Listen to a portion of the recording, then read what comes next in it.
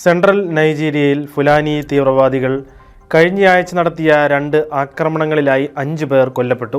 30 പേരെ തട്ടിക്കൊണ്ടുപോയതായി പ്രാദേശിക വൃത്തങ്ങൾ അറിയിച്ചു. കടുന സംസ്ഥാനത്തിലെ കാച്ചിയ കൗണ്ടിയിൽ ക്രിസ്ത്യൻ ഭൂരിപക്ഷമുള്ള കുർമിൻകരെ ഗ്രാമത്തിൽ ആയിരുന്നു ആക്രമണം.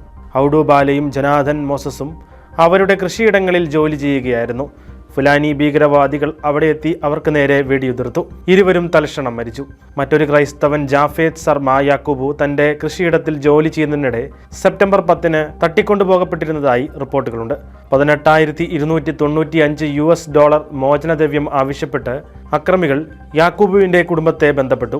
സെപ്റ്റംബർ 15-ന് തെക്കൻ കടുന സംസ്ഥാനത്തിലെ കജുരു കൗണ്ടിയിൽ ഫുലാനി തീവ്രവാദികൾ ഒരു ഇവാഞ്ചലിക്കൽ ചർച്ച് വിന്നിംഗ് ഓൾ സഭയെയും ഒരു കത്തോലിക്ക പള്ളിക്ക് നേരെയും ആക്രമണം നടത്തിയിരുന്നു. 3 ക്രൈസ്തവരെ കൊല്ലുകയും മറ്റ് 30 പേരെ തട്ടിക്കൊണ്ടുപോവുകയുമായിരുന്നു.